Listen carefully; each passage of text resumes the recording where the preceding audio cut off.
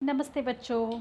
हमने पहले वाले वीडियो में स्टीफन हॉकिंग के बारे में जानकारी लेते हुए हमने पढ़ा था गुब्बारे यानी ब्रह्मांड के बारे में। उन्होंने गुब्बारे की सहायता से जानकारी दी थी। यानी ब्रह्मांड क्या है? ब्रह्मांड फैलता जा रहा है गुब्बारे की तरह, लेकिन वहाँ पे जो बिंदु है यानी जो ग्रह है उनका जो अंतर है, बीच का अंतर, मतलब जो डिस्टेंस बिटवीन द प्लैनेट्स, वो कभी चेंज नहीं होता और वो उसी अंतर में घूमते रहते हैं। लेकिन वैसे ब्रह्मांड स्प्रेड हो रहा है, वैसे ही बलून जो है गुब्बारे बड़ा होता है, लेकिन जो डॉट्स होते हैं, जो बिंदु होते हैं, वो उतने ही अंतर के साथ एक दूसरे के से जुड़े रहते हैं। तो आगे देखिए क्या होता है।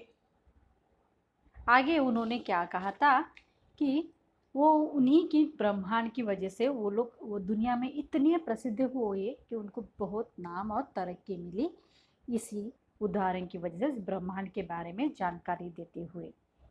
एक बार क्या हुआ, इनको जो बीमारी थी मोटर न्यूरॉन, और इससे क्या हो गया ना, उनकी हालत बहुत ख़राब होती जा रही थी। और तब उनको 1950 में और एक बीमारी होगी जिसका नाम था निमोनिया। और इसके बाद क्या हुआ, इस निमोनिया की वजह से उन जो बोलने की ताकत थी वो भी चली गई जी। पहले तो वो मतलब बोलते थे, चल नहीं फिर पाते थे, लेकिन निमोनिया की वजह से उनका बोलना भी बंद हो गया। तो उसके बाद क्या हुआ, वो एक कुर्सी पर बैठी रही, व्हील चेयर पर। और तो उनकी बातों को समझने के लिए वहाँ पे उसी चेयर के साथ एक मशीन फिक्स की गई, और जिसकी सहायता से वो अपनी बातों को दूसरों के सामने समझाते थे। और उस मशीन का नाम था स्पीच सिंथेसाइजर।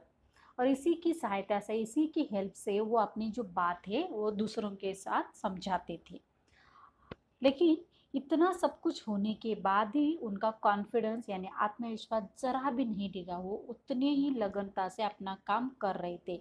उतना मतलब उनका बॉडी या फिर उनका दिमाग सब कुछ ऐसे मतलब चल रहा कि पूछे मत। वो चल नहीं फिर नहीं पाते थे, बोल नहीं पाते थे, लेकिन उनका दिमाग बहुत फास्ट था, बहुत तेज था, और फिर भी वो अपना काम कर रहे थे। वो बहुत सारी मतलब देशों में घूम रहे थे, ट्रैवल्स कर रहे थे।